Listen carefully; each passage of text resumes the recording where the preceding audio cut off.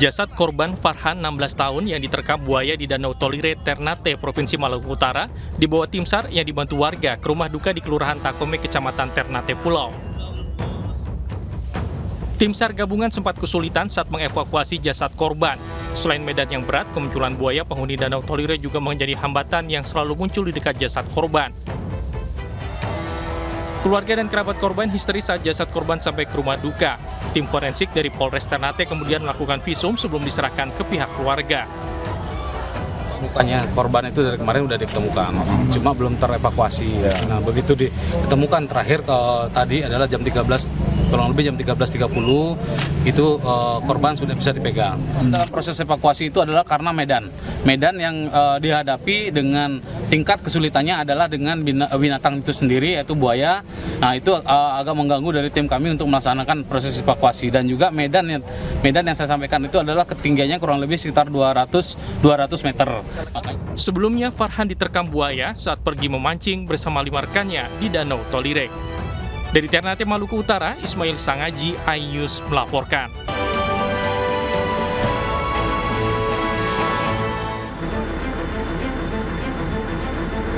Limbah kapal dan perahu bekas terbakar di lahan dermaga Panarukan, Desa Kelensari, Kabupaten Situbondo, Jawa Timur. Hembusan angin dan cuaca panas menyebabkan api dengan cepat menyebar dan sulit untuk dipadamkan. Saat melihat asap hitam tebal di lokasi kebakaran, warga langsung melapor ke petugas damkar. Untuk memadamkan api, petugas damkar menggunakan busa khusus yang disemprotkan.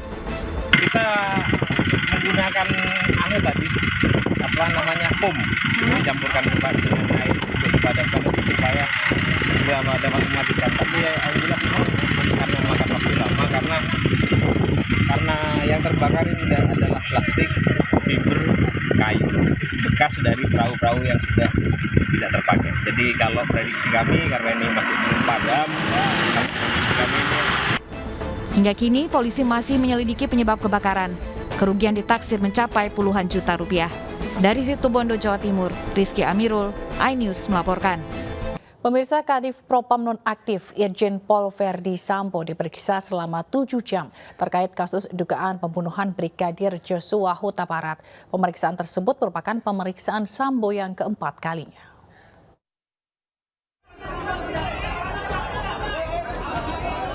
Kepala Divisi Propam nonaktif Irjen Pol Verdi Sambo menjalani pemeriksaan sebagai saksi kasus dugaan pembunuhan Brigadir Joshua Huta Barat selama 7 jam di Bareskrim Polri. Verdi Sambo diperiksa sejak pukul 10 pagi hingga pukul 5 sore tadi. Aksi saling dorong antara anggota Provos dan awak media tak terelakkan saat para pewarta mencoba meminta keterangan dari Sambo. Saya sudah memberikan keterangan apa yang saya ketahui, saya lihat, saya saksikan terkait dengan peristiwa yang terjadi di rumah dinas saya Duren 3. Mari sama-sama kita percayakan kepada tim khusus yang akan menjelaskan cara menerang. Itu saja yang bisa saya sampaikan. Untuk lengkapnya silakan tanyakan kepada penyidik. Sambo telah 4 kali diperiksa dalam kasus kematian Brigadir Joshua. Sebelumnya dirinya telah diperiksa sebagai saksi oleh penyidik Polres Jakarta Selatan dan penyidik Polda Metro Jaya.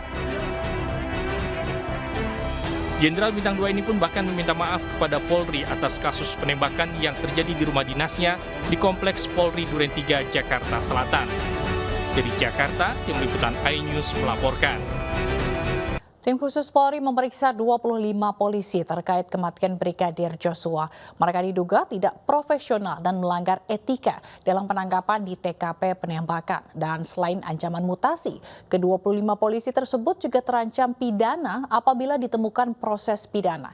Berikut pernyataan Kapolri Jenderal Listio Sigit Prabowo beberapa waktu lalu. 3 personil Pati Bintang 3, Kombes 5 personil, AKBP 3 personil, Kompol 2 personil, Pama 7 personil, Bintara dan Tamtama 5 personil. Dari kesatuan di Propam Polres, dan juga ada beberapa personel dari Polda, dan tentunya apabila ditemukan adanya proses pidana, kita juga akan memproses. Polisi masih terus mendalami kasus terbunuhnya Brigadir Joshua di rumah dinas Irjen Verdi Sambo. Polisi sejauh ini menetapkan Baradae sebagai tersangka kasus pembunuhan setelah memeriksa 43 saksi. Berikut pernyataan Kabareskrim Polri, Komjen Agus Andrianto. Seperti yang rekan-rekan ketahui bahwa hasil penyidikan yang dilakukan, jajaran Bareskrim sudah memeriksa sampai dengan hari ini 43 saksi. 1 orang sudah ditetapkan sebagai tersangka.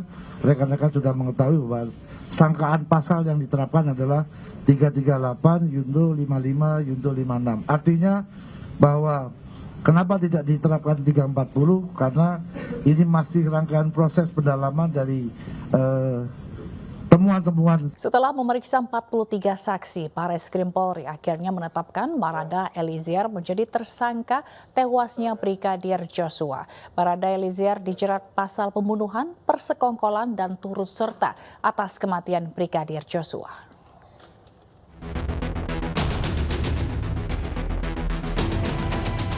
Setelah hampir sebulan menyelidiki kasus baku tembak antara Brigadir Joshua dan Barada Eliezer, Bareskrim Polri akhirnya menetapkan Barada Eliezer atau Baradae menjadi tersangka. Penetapan tersangka setelah penyidik memeriksa 43 saksi dan alat bukti yang cukup. Menurut polisi, penetapan tersangka Baradae adalah tindak lanjut dari laporan yang dilayangkan tim kuasa hukum keluarga Brigadir Joshua. Polisi menjerat Baradae dengan pasal 338, junto pasal 55 dan pasal 56 KUHP tentang pembunuhan. Baradae terancam hukuman 15 tahun penjara. Pada malam ini penyidik sudah melakukan gelar perkara dan pemeriksaan saksi juga sudah kita anggap cukup untuk menetapkan